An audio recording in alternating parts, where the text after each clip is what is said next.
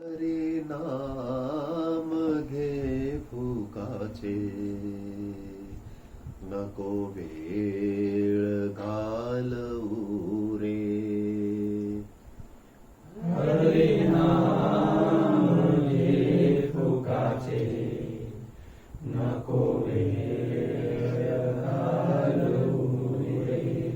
हरी नाम घे फुकाचे, नको वेळ घालवू रे. हरी नाम घे फुकाचे, नको वेळ घालवू रे. नरदेही जन्मलासी, नको वैर वाढवू रे. नरदेही जन्मलासी, नको वैर वाढवू रे.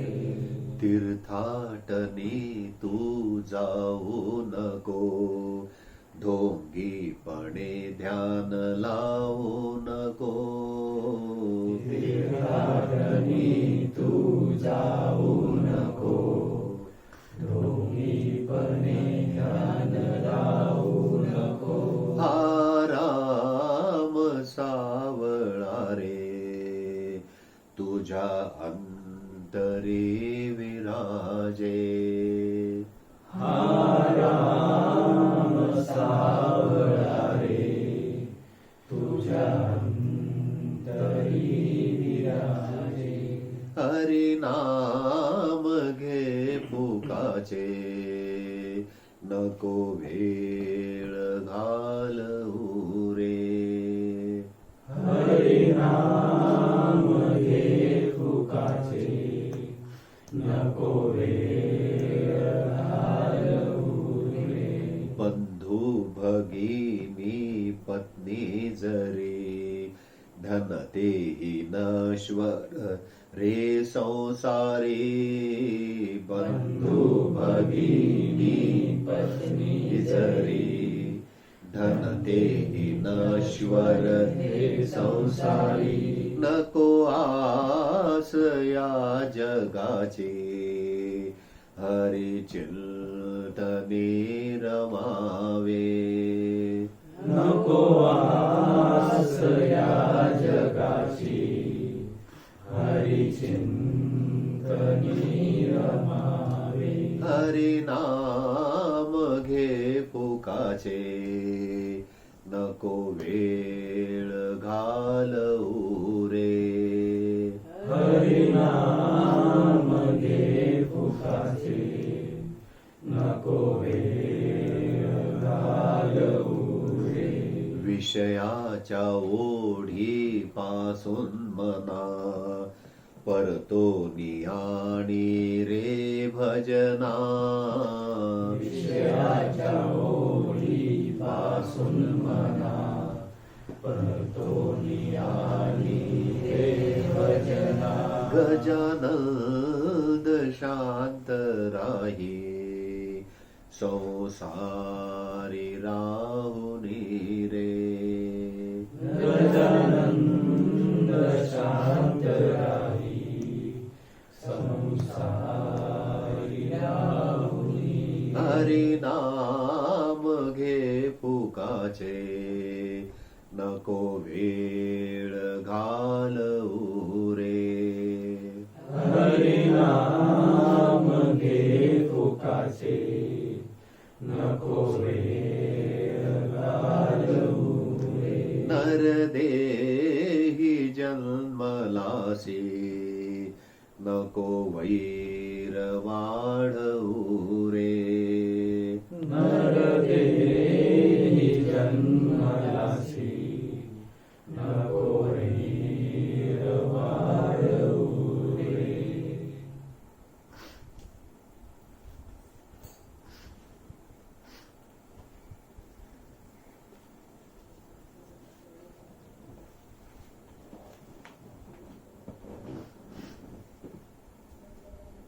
हरी नाम घे फुकाचे, नको वेळ घालवू रे. नरदेही जन्मलासी नको वैर वाढवू रे.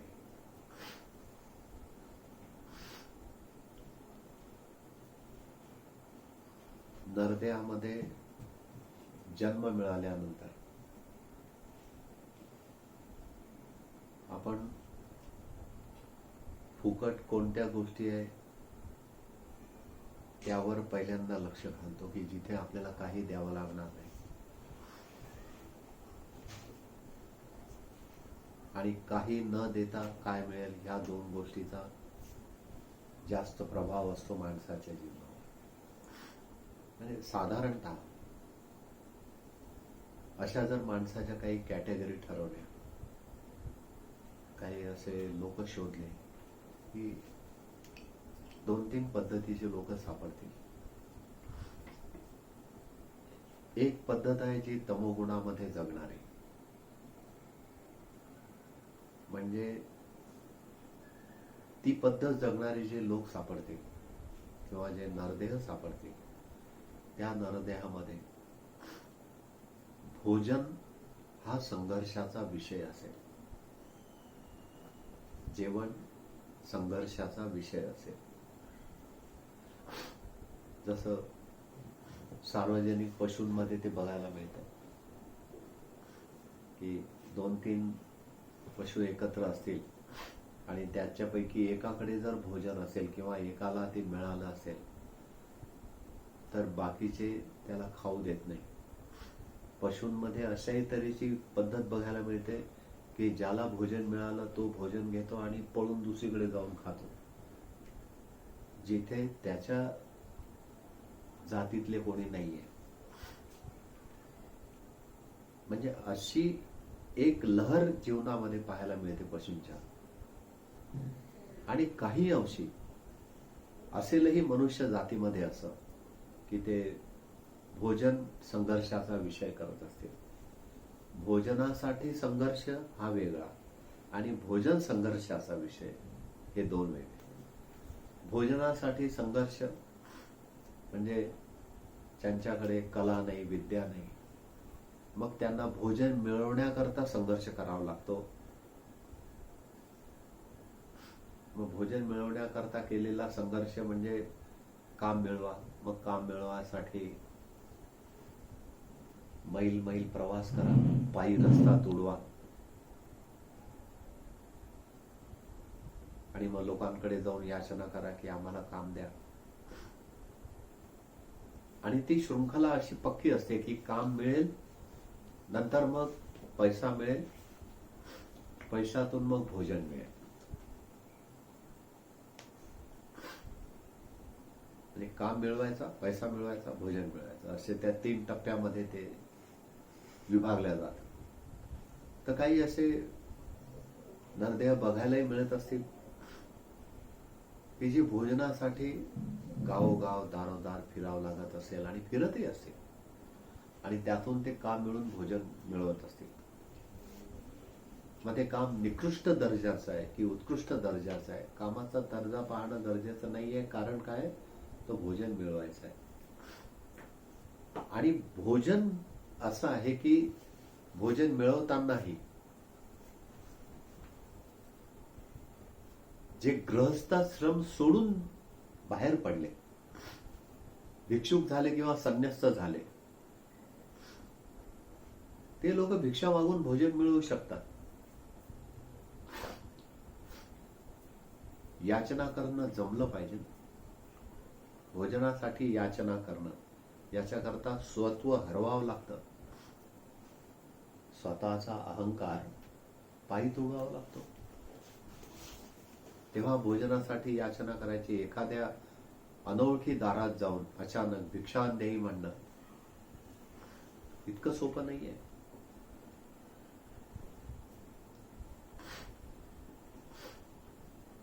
त्यामुळे भोजनासाठी याचना करणं हे खूप कमी लोकांना जमतं, पण भोजनासाठी संघर्ष करणं.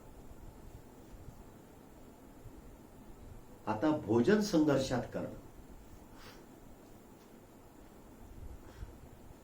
म्हणजे ताट समोर आलं की हे जी चपाती आहे ना, हे इकडे नको ठेवायला पाहिजे होती, हे इकडे पाहिजे होती. म्हणजे त्याची मांडणी वेगळ्या टाईपने. चटणीचा जो पार्ट आहे तो इकडे पाहिजे होता. उजव्या हाताला महत्वाचे आयटम पाहिजे होते. गोड वस्तू उजव्या हाताला पाहिजे होती. पाण्याचा तांब्या डाव्या हाताला पाहिजे होता. भाताची जी ठेवण आहे ताटातली ती खाणाऱ्याच्याकडे बघायची पाहिजे होती. ती तिकडे नाही पाहिजे होती. जर खाणारा असा बसला आणि ताटाचा आकार असा आहे आणि भात तिकडनं ठेवला तर काय होईल? पडू शकतो. नाही, तो असं खाईल तर काय होईल? समोरच्या पदार्थ एक रेषा तयार होईल वर्णाची. किंवा भातावर जर कढी घेतली तर कढीची.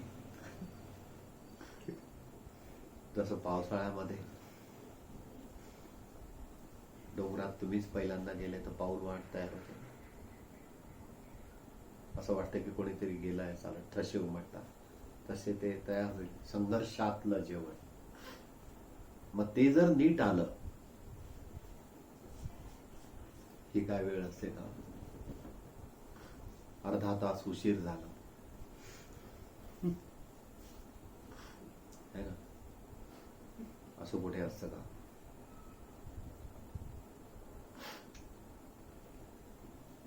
पाहुणे आले घरी. घरमालकाने सांगितलं, जुना काळ होता 30-40 वर्षापूर्वीचा भारत. बैलगाडीवर आले होते. तेव्हा काही रस्त्याने हॉटेली नव्हत्या आणि हॉटेलात जाऊन खाणं हेच मुळात गैर समजल्या जायचं. की ते गौण आहे असं समजल्या जायचं. त्यामुळे घरी आले की मग त्यांना म्हणायचे, जेवणातलं संघर्षामधलं जेवण कसं असतं की असं करा, आता तुम्ही आलेच आहे, हातपाय धुवा, बसा. आणि घरच्या बाईला बोलवायचं, सांगायचं की बघ, म्हणजे आले केव्हा? दुपारी. सांगताना काय सांगायचं? संध्याकाळचं जे जेवण आहे त्याच्यामध्ये आंबा रस, पुरी, शुद्ध तूप, शेजवान राईस, दही आणि ताजी भजी. भज्यांमध्येही कांद्याचे वेगळे, मिरचीचे वेगळे, केळी आहे आपल्याकडे त्याचे वेगळे, केळीची कोशिंबीर वेगळी, अळूच्या पानांच्या वड्या वेगळ्या. हे सगळं काही अगदी व्यवस्थित झालं पाहिजे. आणि आत्ता उन्हाळा आहे आणि जस्ट पापड झालेले आहे घरात. नागलीचे वेगळे, साबुदाण्याचे वेगळे, उडदाचे वेगळे, मुगाचे वेगळे. तर ते पापडही तळायचे, त्यावर एक लिंबाची फोड ठेवायची आणि हे सगळं पाहुण्यांसाठी संध्याकाळी करायचं. पाहुणा आलेला आहे दुपारी, जेवण संध्याकाळचं असं होणार आहे, त्याचं वर्णन फक्त ऐकायला मिळालं. तर असा प्रश्न जर तुमच्या समोर आला आणि असं समजा की ह्या कथेमधले तुम्ही पाहुणे आहे, तर ज्याच्या घरी जाल त्याच्याविषयी तुम्हाला काय वाटेल? बोल. आपल्यासाठी चांगली सेवा करतो आणि आपल्यासाठी काही नंतर भूक नसेल तर नाही एवढं कशाला आनंद दिला. ते तसं रात्रीचं जेवणच आहे, पण आता घरी आलेलं आहे तसं काय दुपारी भुकेला असतो. हा पॉइंट याच्या लक्षात का नाही आला?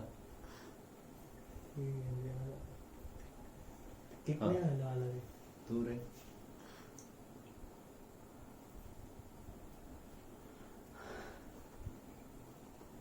म्हणजे की म्हणजे आताच एवढे पदार्थ बोलून दिले रात्रीसाठी, तर आताच काय म्हणजे एकदमच भूक लागली, काही वाळ देतच नाही असं. मी संध्याकाळसाठी थोडी तयारी केली.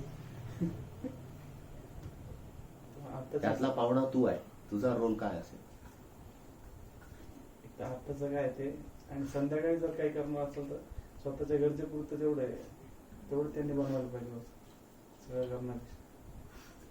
तुला काय वाटतं हे ताटभरची जेवण ही गरज नाही आहे?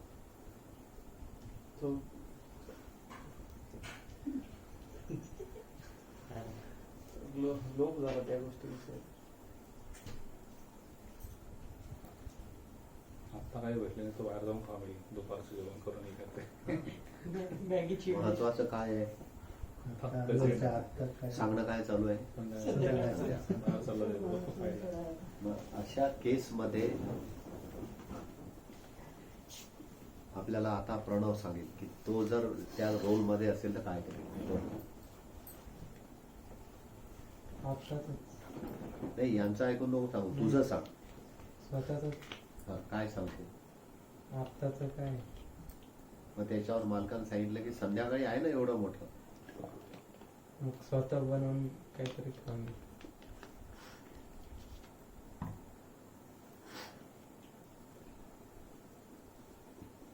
ठीक आहे. संध्याकाळच्या जेवणामध्ये जे पदार्थ सांगितले होते ते सगळे ताटभर तयार आहे. जेवताना तुमचा रोल काय असेल.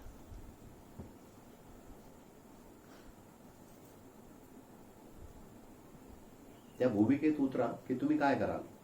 तुम्हाला सांगितल्याप्रमाणे सगळे पदार्थ आहे पण ते संध्याकाळी आले. बोल. तर ते पोटात जास्त झालं म्हणजे आपल्याला असं आपलं डेली रुटीनचं तर तीन टाईपची भजी नाही. स्क्रिप्ट समजली का. हा. स्क्रिप्ट काय आपण आता त्या तुम्ही माझ्यासोबत दुपारपासून गेलेले आहे तिथे. हा. तुम्हाला दुपारी फक्त चहा पाणीच मिळालं, नाश्ता नाही काही नाही. संध्याकाळच्या जेवणामध्ये जेवढे पदार्थ सांगितले तेवढे होते. काय भूमिका असते. सगळ्यात पहिला प्रश्न म्हणजे तुला जर समजत नसेल की स्क्रिप्ट मध्ये काय की ते जे जेवण करशील त्यावेळेला तू आनंदित असेल का बरं नाही. दुपारी जेव्हा मेन टाइमला जेव्हा भूक लागली होती तेव्हा हे केलं आता. आणि जर का संध्याकाळी आपण कुठून बाहेरून ते खायची इच्छा थोडी होणार. नाही तुम्हाला कुठे जायलाच मिळालं नाही. तुम्ही कुठे गेले नाही. ते गाव असं होतं की तिथं पॉसिबलच नाही. So what. आनंद तर नाही होणार कारण की दुपारी खायला भेटलं नाही पण भूक लागली मग आपण खाऊन घेऊ. नाही खाऊन घेऊ पण खातानाचा जो त्या पदार्थाचा जो आनंद आहे किंवा अरे वा एवढे पदार्थ त्याचं महत्व किंवा त्याच्याविषयी तुमच्या मनात काय भूमिका असेल त्यावेळेला. तुमच्या सोबत असं कधी घडलं नाही का.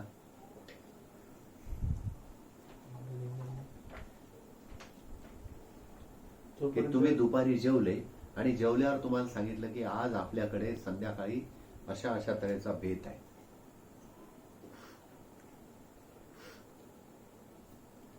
किंवा संध्याकाळी चांगला बेत आहे म्हणून दुपारी एवढंच आहे बाकी जास्त नाही आहे. असं काही घडलेलं नाही. घडलेलं आहे. तेव्हा काय होतं संध्याकाळच्या जेवणातलं ते सांग. म्हणजे असं नाही आलं की कधी येतात लवकर मग पोट भरून खाऊ आपण काय काय खाऊ काय काय राहील असं. हो पण एवढं मोठं ताट आल्यानंतरची काय भूमिका राहील. सर्व संपवूनच राहणार. हो पण जे दुपारी पाहिजे होतं तेवढा आनंद संध्याकाळच्या त्या पदार्थामध्ये असेल का. नाही तुम्हाला त्या मालकाविषयी जेवताना प्रेम येईल की काही वेगळंच येईल. की अरे वा वा एवढे पदार्थ केले याचा आनंद वाटेल की काय माणूस आहे दुपारी काहीच दिलं नाही. या दोन मधून कोणता विचार जास्त प्रभावी ठरेल.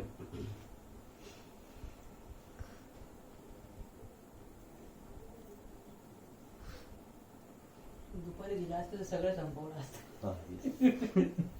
दुपारी दिलं नाहीये संध्याकाळी देणार आहे आणि संध्याकाळी सांगितल्याप्रमाणे केलंय. पण जी दुपारच्या जेवणाची मजा आहे ती संध्याकाळी राहील का. भूक केव्हा लागली आहे दुपारी. जेवण केव्हा मिळणार आहे संध्याकाळी. चांगलं मिळणार आहे नो डाऊट. पण मग भूक महत्वाची आहे की संध्याकाळी ते जे वर्णन केलेले अन्न पदार्थ महत्वाचे आहे. देणारा महत्वाचा आहे की खाणारा महत्वाचा आहे. नेमकं काय. दुपारी जेवायला भेटणार. दुपारी जेवायला मिळणं हे महत्वाचं आहे. बरोबर. याच्यावर सगळे सहमत आहे. जेव्हा भूक लागली तर तेव्हा मिळालं पाहिजे. हा आता आणि दुसऱ्या ठिकाणी त्याच गावात दुसऱ्या ठिकाणी ते लोक गेले दुसऱ्या दिवशी पण त्यांना जाता बरोबर ठेचा भाकरी गूळ पाणी लगेच मिळून गेलं. आणि संध्याकाळी फक्त शिरा दही काहीतरी गोड पदार्थ वरण भात पोळीचं जेवण होतं बस. एवढे पदार्थही नव्हते आणि त्यांनी काही डिक्लेअरही केले नव्हते पण त्यांनी पाहुणे आहे म्हणून एवढा गोड पदार्थ केला. तर ह्या दोन यजमानांमध्ये तुम्हाला काय वाटतं की कोणता यजमान बरोबर वागला? ज्यांनी दोन्ही वेळेस जेवण दिलं. जाताबरोबर दिलं तेव्हा, म्हणजे आता भूक आहे तर आता करून घ्यायचे. तर नरदेहामध्ये आत्ता जर वेळ आहे, वेळ म्हणजे भुकेसारखी जागा धरा. आता वेळ आहे, हातपाय नीट आहे, गळा चांगला आहे, डोळ्याने दिसत आहे, कानाला लांबचं ऐकायला येत आहे, पायाने किती लांब चढत गेले तरी फिकीर नाहीये, हे सगळं आहे, खाल्लेलं पचत आहे. तर मग आता वेळ घालून काय उपयोग आहे परमेश्वराचं चिंतन न करण्यात? वेळ घालवायचा नुसता, त्याला काही मजा आहे का? दुपारी तुम्हाला आल्यावर त्यांनी वेळ घालवायला सांगितलं की संध्याकाळी चांगलं जेवण आहे, म्हणजे दुपार ते संध्याकाळ वेळ गेला की नाही, तेवढ्या वेळात तो जो वेळ काढणं, तो साधारणतः असं छातीवर दगड ठेवून काढल्यासारखा नाही वाटत का? की अरे काय, केव्हा वाजतील 6, केव्हा होईल ते. आणि त्याच गावातल्या दुसऱ्या यजमानाने जाताबरोबर ठेचा भाकरी दिली, गोड पाणी दिलं, आणि मग 4 तासाने तुम्हाला शिरा वगैरे असं काहीतरी गोळ करून वरण भात चपाती असं जेवण दिलं. तर तुम्हाला 2 यजमानापैकी कोणत्या यजमानाला तुम्ही A ग्रेड देणार? दुसरा. पण पहिल्याने तर चांगले पदार्थ केले होते ना याच्यापेक्षाही. जेव्हा जेव्हा आले भूक तेव्हा ते तेव्हा पदार्थ नाही इम्पॉर्टंट नाहीये, ते खायला भेटलं टाइम वरती. म्हणजेच काय झालं, भुकेच्या वेळेवर जर मिळालं त्यालाच किंमत राहते.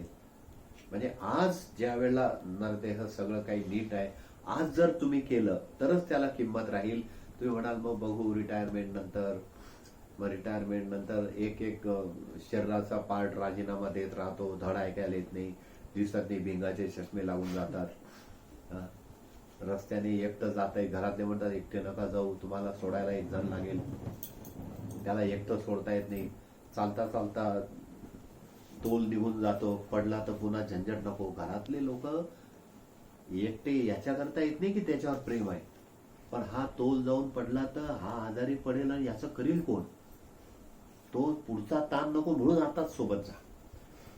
बाकीच्यांना काय वाटतं तुमच्या घरचे काय काळजी घेतात बुवा, तर ते काळजी त्याच्यामुळे नाही घेत, पण हा पडला, बिमार पडला, त्याचं कोण करेल.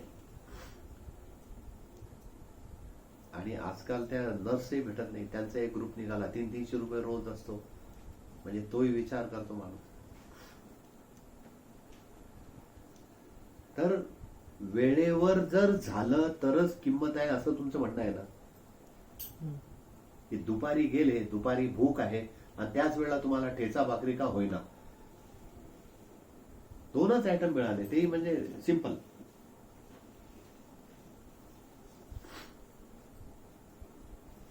पण दुसऱ्याने वर्णन केलं पदार्थांचं, उद्याची बटाट्याची जिलेबी, रताळ्याची खीर आणि शिंगाड्याच्या पिठाच्या पुऱ्या, सुकी बटाटा आणि भाजी, भेंडीची भाजी, केळीचे वेफर्स, केळीचे भजे, शिंगाड्याच्या पिठातलं आईस्क्रीम, हे सगळं वर्णन केलं. गेलाय शिंगाड्याच्या पिठाचं आईस्क्रीम उपासाच्या दिवशी. तर अशा तऱ्हेचं कचोरी उपासाची आपण आणली होती. हे असं वर्णन केलं नुसतं की हे सगळं आहे, परंतु हे सगळं तुम्हाला संध्याकाळी मिळणार आहे. नरदेह मिळाला तर त्यात वेळ वाया घालवायचा नाही. पहिली गोष्ट म्हणजे नरदेह मिळणंच मुश्किल आहे. मागुता हाची जन्म पावशी, मागुता म्हणजे परत, मागुता हाची जन्म पावशी, हे तो न घडे रे सायासी. म्हणजे एखाद्याने प्रयत्न केला की हा जन्म मला फिरून मिळाला पाहिजे, ते कदापि शक्य नाही. म्हणून कारे अंध होशी जाणून या. आता हे तुम्हाला माहित आहे ना की फिरून हा जन्म मिळणार नाहीये, मग आंधळे का बरं बनताय? आंधळ वयात काय मजा वाटते. महापुरुषांनी आपल्याला जागा केलाय. मागुता हा जे जन्म पावशी, हे तो न घडे रे सायाशी, कारे अंध होशी जाणूनिया. अशासाठी आंधळा बनतोय. हे सगळं आंधळा कोणाला म्हटलेलं आहे? समजूनही न समजल्यासारखा वागणारा आंधळा. नरदेहामध्ये आला आणि वेळ घालवतोय, हरिभजन करत नाही. नरदेहामध्ये आलाय पण सगळं लक्ष बाहेर आहे. नरदेहामध्ये आलाय पण सगळं लक्ष विकारांमध्ये आहे. नरदेहामध्ये आलाय पण दुसरा काय करतो त्याच्याकडे लक्ष आहे. नरदेहामध्ये आलाय पण सगळं काही बाहेरच्या जगातल्या गोष्टी मिळवण्यात वेळ चालला आहे. आणि मग जेव्हा मृत्यूची वेळ येते ना, तेव्हा हे सुट्ट आहे असा भाव निर्माण झाल्यानंतर तो जीव लवकर देहाच्या बाहेर निघत नाही. 3-3, 4-4 दिवस पर्यंत घरटं लागून राहतं. लोक फिरत राहतात, कसं काय जाऊन नाही राहिले. मग कोणाला तरी विचारा कशात जीव अडकला का. मग ह्याला बोलवा भेटायला, त्याला बोलवा, ह्याला फोन लावा, नातेवाईक बोलवा, नातू बोलवा, जीव निघत नाही. आणि घरातल्या लोकांना अजून मग त्या एका गोष्टीच्या मागे लागावं लागतं की हा सुखासुखी गेला पाहिजे, कारण जाऊन नाही राहिलाय. मग त्याच्या हातून धान्याचं दान द्या, अन्नाचं दान द्या, कबूल करा. घरातल्या कोणाला तरी बोलत आहे, तू कबूल कर की मी याचं सांभाळ करीन, निदान जाईल तरी. एवढे सगळे कामधंदे सोडून बसले इथे. सगळा जो देहाचा काळ होता, जो वेळ होता मिळालेला परमात्म्याच्या कृपेने, तो सगळ्या ह्या रिकामचोट गोष्टीत लावलाय. आणि मृत्यूच्या वेळेला काही त्या देहातून तो प्राण जात नाही.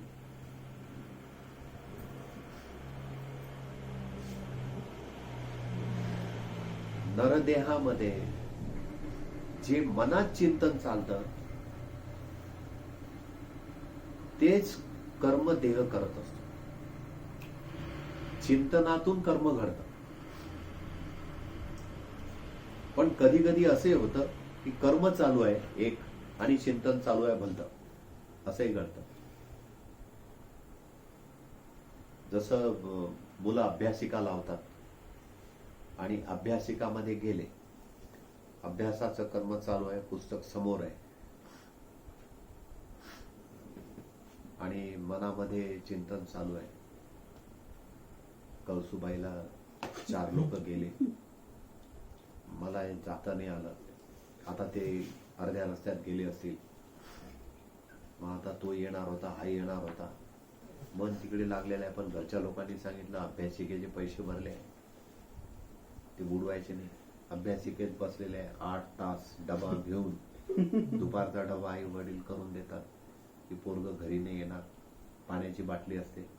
ज्या वेळेला चिंतन आणि कर्म याच्यामध्ये तफावत होते ना, तेव्हा घडी घडी मग ते बॉटलचं झाकण केलं की पाणी पितो, ठेव परत, परत घेतो, पाणी पितो, ठेव परत. म्हणजे असं अननेसेसरी कर्म घडत राहतं.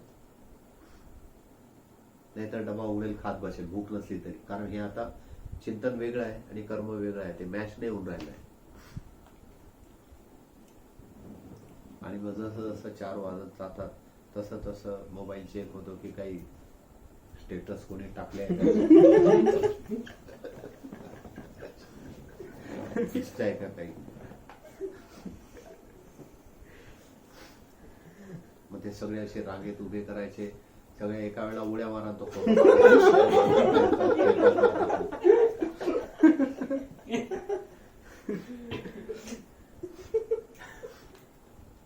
नाहीतर अजून एक नवीन सुपरफाईन स्टाईल पाहिली. एक हात डोळ्यावर झाकण आणि एक हात असा कुठेतरी, काही समजत नाही तेवढं चेहरा तर दाखवायसारखा असतो ना, तो का बरं झाकला माहीतच कळत नाही. मग त्याचे स्टेटस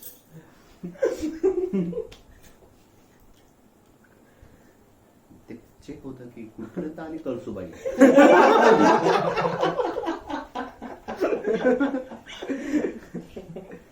नरदेहत आहे पण वेळ इकडे चाललाय सगळं. आणि त्याचं चिंतन चाललंय. जे गेले त्यांचं चिंतन चाललंय की हा बसला असेल ऑफिस त्या ह्याच्यात जाऊन अभ्यासिकेमध्ये, काय डोबला अभ्यास करणार आहे. आपल्यासोबत आला असता तर ते याचं चिंतन करतोय, खात्याचं चिंतन करतोय. आणि वरून म्हणतात तो पाहिजे होता रे. म्हणजे एवढे आहे त्याचं इम्पॉर्टंट नाही आहे, जो नाही आहे त्याचं महत्व वाढून जातं की तो पाहिजे होता. आणि मग आता एवढे आहे ना, यांच्यात तर आनंदी राहा. ते म्हणतात हा नाही, जो नाही आहे त्याचं. मग त्याच्याविषयी बोलणं हे ते. आता मी येताना आहे ना असंच शर्ट घालून आलो होतो, पण हा म्हणे मी आज अभ्यासिकेला जाणार आहे, घरच्यांचा आग्रह आहे, तर माझा टी शर्ट तू घेऊन जा. हा त्याचाच आहे. मग अशा तऱ्हेने एकामेकाच्या आठवणी काढतात. हा इकडे म्हणतो काय मजा असेल तिकडे चालू, मी बसलो इथं पुस्तक उघडून.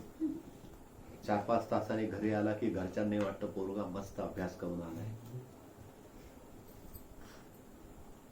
वेळ गेला, शरीर 5-6 तास कुठे होतं? अभ्यासिकेत. मन कुठे होतं?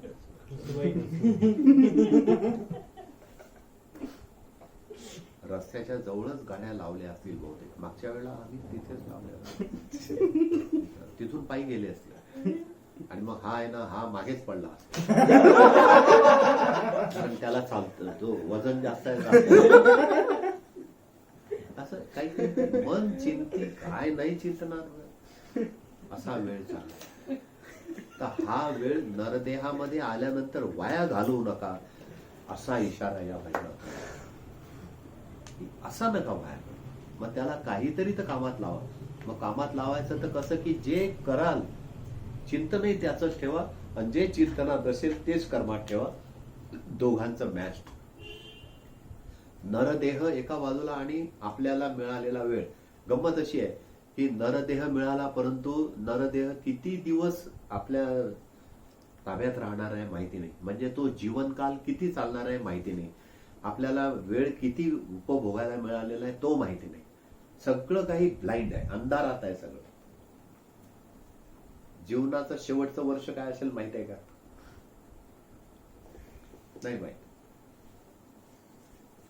म्हणजे पर्यायाने काय झालं, आत्ताचा जो वेळ आहे तोच महत्वाचा ठरून गेला.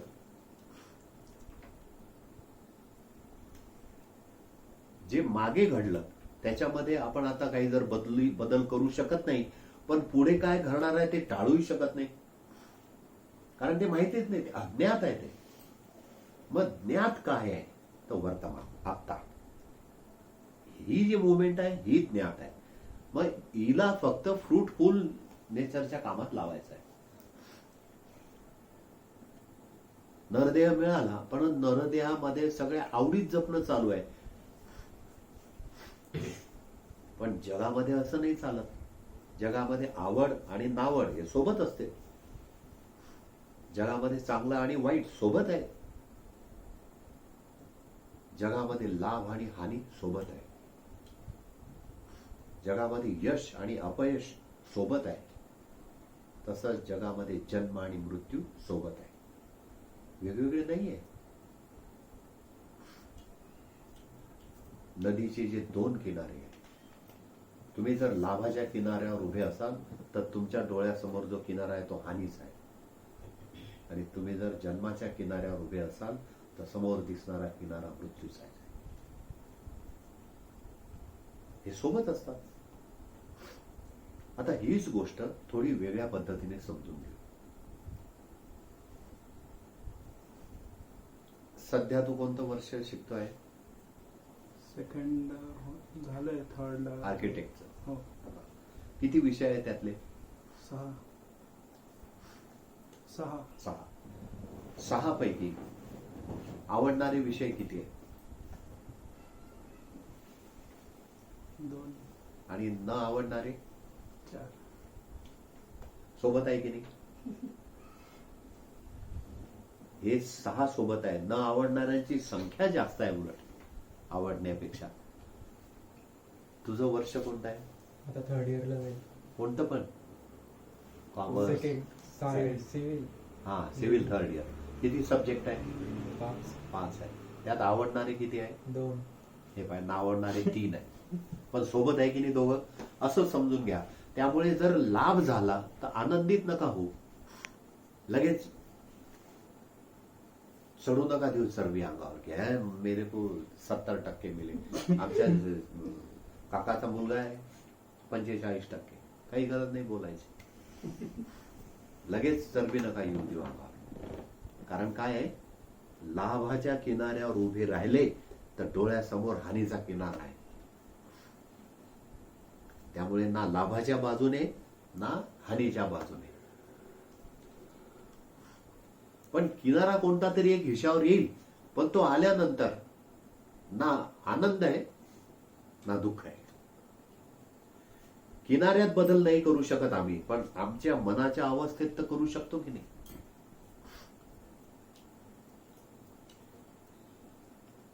तुझं कोणतं वर्ष आहे? तुझं रे?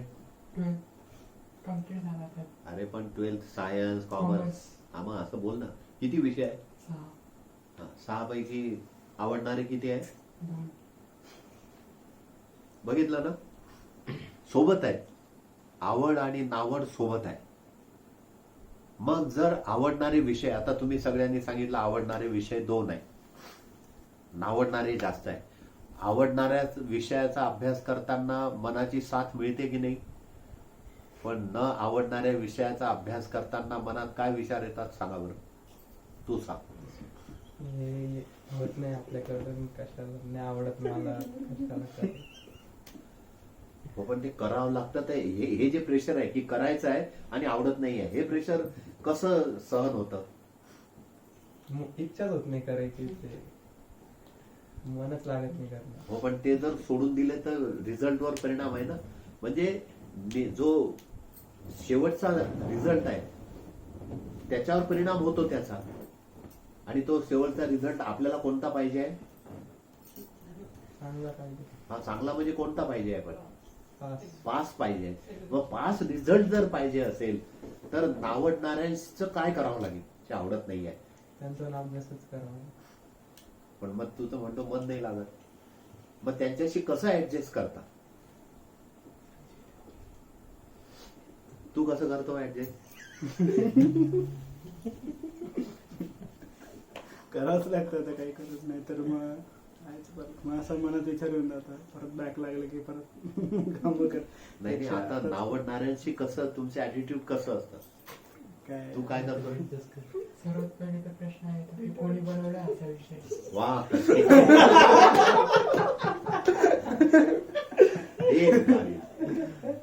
हा, अजून मग त्याच्यानंतर दुसरा काय ऑप्शन नाही, अभ्यास तर करावाच लागणार आहे. तर मग काहीतरी आपण थोडं थोडं त्याच्यावर तू बोलताय ना. परत परत रीड करत राहा, थोडं तरी इंटरेस्ट येईल.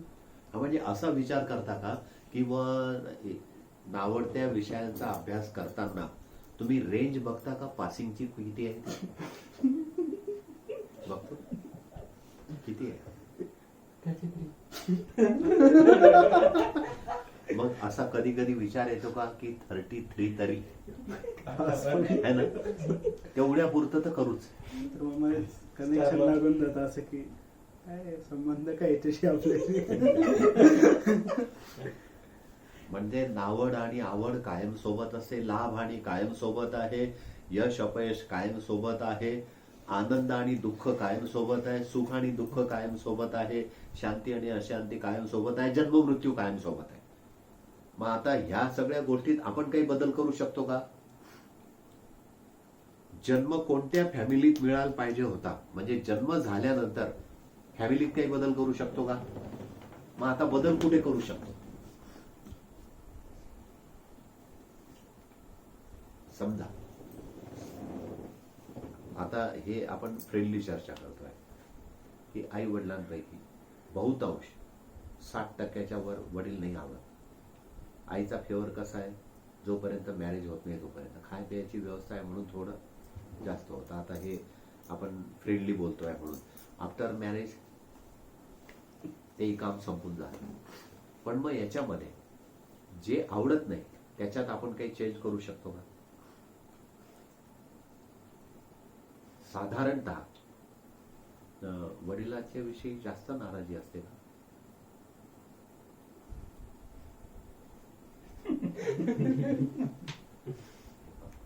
फ्रेंडली सांगतोय हा गडी सांग हे यस तुझं काय म्हणत आहे? थोडी कणभर जास्त असते. म्हणजे मी असं म्हणत नाही पूर्ण नाराजी आहे. थोडीशी हा असते थोडी हा येस. तर थोडीशी नाराजी असते. काही बदल करू शकतो का आपण? मग आता आपण बदल कुठे करू शकतो? स्वतःमध्ये करू शकतो.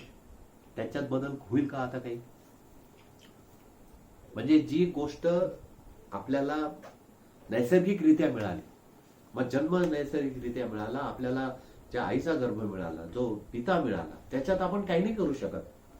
मग करू कुठे शकतो? स्वतःमध्ये. मग ते करायचं म्हणजे काय करतो, काय करू शकतो? तर आता चांगल्यातला चांगला अभ्यास करून हाय क्वालिटीचे मार्क्स ताब्यात घेऊन इथून फ्लाय होणं, उडून जाणं, तेवढाच एक मार्ग आहे. आणि त्याच्यासाठी वेळेचा सदुपयोग करू. नरदेह तर लाभलेला आहे, हात पाय कान मजबूत आहे सगळं. रात्री 2ला खाल्लं तरी अन्न पचन होत आहे, असं मजबूत शरीर आहे. मग आता राहिलं काय? तर फक्त वेळ. मग तो वेळ जर चांगला वापरला तर त्या चांगल्या वापरल्या वेळाने काय होईल? तुम्ही एज्युकेशन मध्ये व्यावहारिक दृष्ट्या किंवा तिथल्या स्टेटच्या नियमानुसार जे काय त्यांनी मार्कची रेंज ठरवली असेल 85%, 90%, तेवढी पार करायची आणि ती जागा सोडायची लगेच.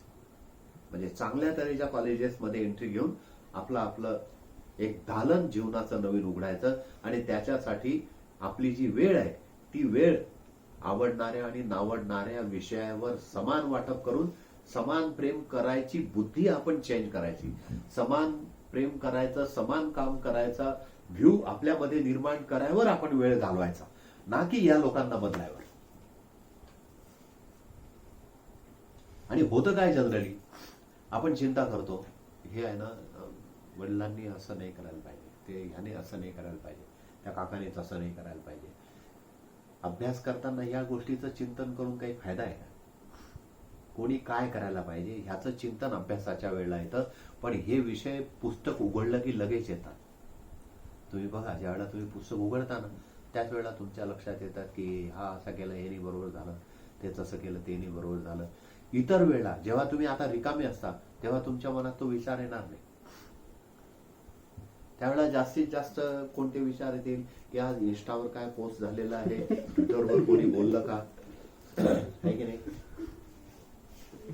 किंवा काही नाही तर राजकीय घडामोडी काही झाल्या का, देशामध्ये रोगाची परिस्थिती काय आहे, ह्या गोष्टी किरकोळ येतील. पण ह्या गोष्टी जास्त येतील.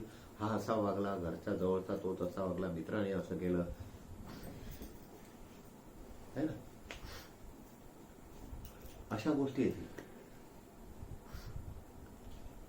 पेन ड्राईव्ह मध्ये नवीन पिक्चर डाउनलोड करून आणायला सांगितलं होतं, 9 वाजून गेले तरी आला नाही दोस्ताला. पण ती गोष्ट ज्या ज्या वेळेला अभ्यासाचं पुस्तक उघडलं जाईल त्याच वेळेला येईल ती, की आजचे हायलाइट काय आहे. ते नाही का क्रिकेटचे हायलाइट असतात तसे, आजचा हायलाइट हा आहे.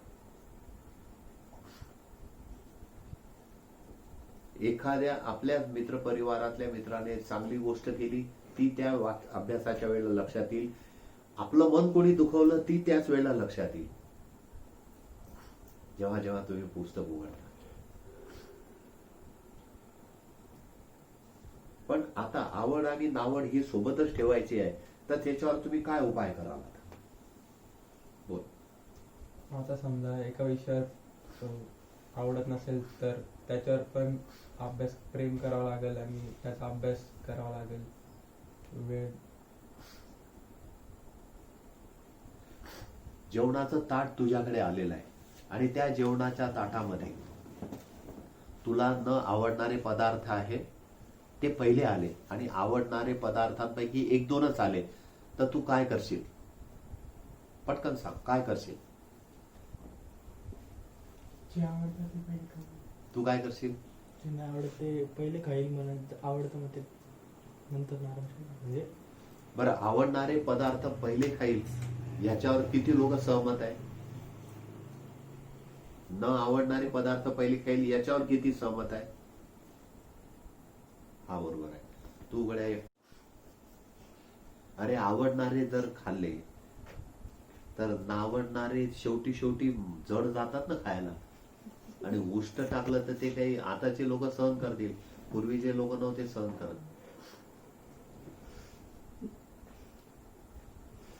नावडणारे पदार्थ भरकन खातो आणि वाटल्यास काळजी घेतो की पुन्हा जर तो पदार्थ वाढणारा आला तर आपण म्हणतो नको.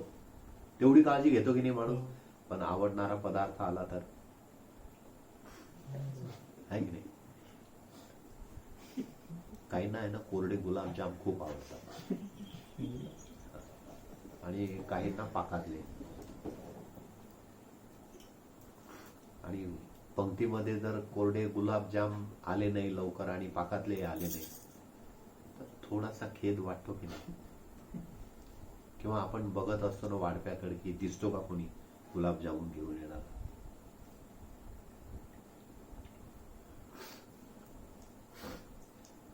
नावडीचे पदार्थ पहिले खाल्ल्या जातात. तू बोट वर केलं होतं ना, मग तुझं उत्तर मिळालं. नावडते विषय पहिले घ्यायचे. सिंपल आहे. काम करताना जे आवडत नाही ना, आपण काय म्हणतो, हे आहे ना, हे जरा पहिले करून घेऊ, नंतर ते आरामशीर करू.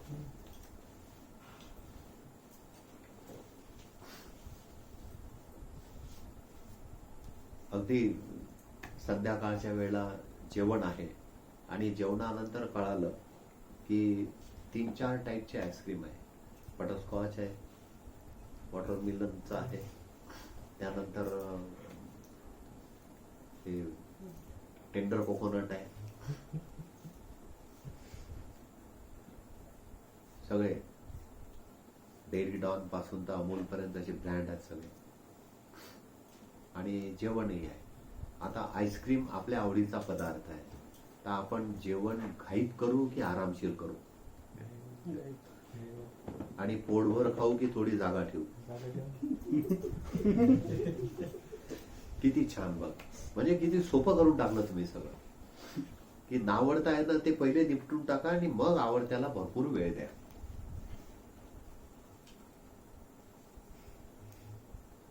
अभ्यासाच्या विषयाविषयी तसंच करा. नरदेह मिळाला आहे तर वेळ नका घालू.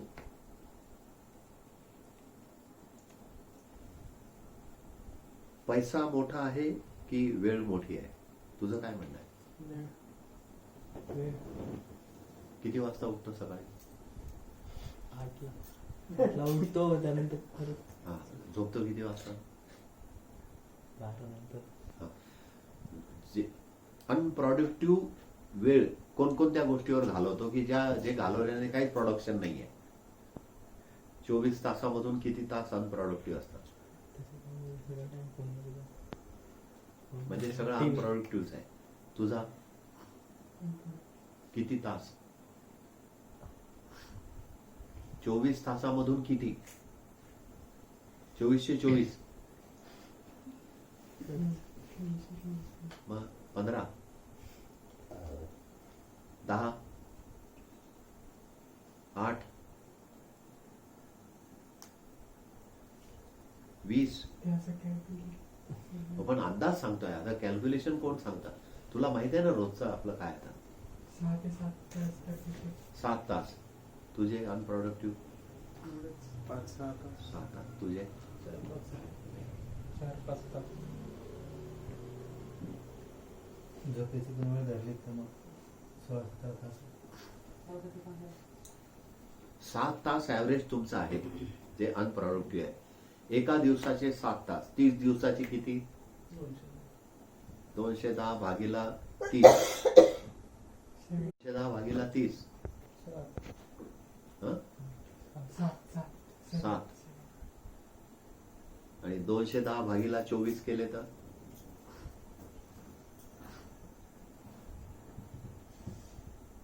8.75 9 दिवस. म्हणजे तुम्ही जर 7 तास रोज वाया घालवले तर एका महिन्यामधले 9 दिवस तुम्ही यूज करत नाही. तुम्हाला 30 दिवसापैकी फक्त 21 दिवस वापरायला मिळतात. म्हणजे 9 दिवस तुमचा नेट लॉस आहे. एका महिन्याला 9 दिवसाचा लॉस, तर 12 महिन्याला किती दिवस? 108. 108 भागीला 30. 3 महिने 3 months. म्हणजे वर्षाला तुम्ही 12 महिन्यापैकी तुमच्या यूज मध्ये फक्त 9 महिने राहतात. 3 महिने वाया जातात. 3 महिने काही दिवस आहे म्हणजे 8.5 महिने. 3.5 हा जो लॉस आहे, हा लॉस कधी तुम्ही कॅल्क्युलेट केलाय, कधी बघितलाय? पण हा किती मोठा लॉस आहे. मग हा लॉस कसा भरून काढायला आता ते सांगा. एका बाजूला नरदे आहे आणि नरदेहामध्ये तुम्ही सांगितलं की वेळ इम्पॉर्टंट आहे, पैसा इम्पॉर्टंट नाहीये असं बोलले. हे कन्फर्म आहे ना बोलल्यावर? हा, तर मग आता वेळ आणि नरदेह कसा मॅच करा? आणि वाया तर चाललाय, दिवसाला 7-7 तास वाया चालले. काय करा?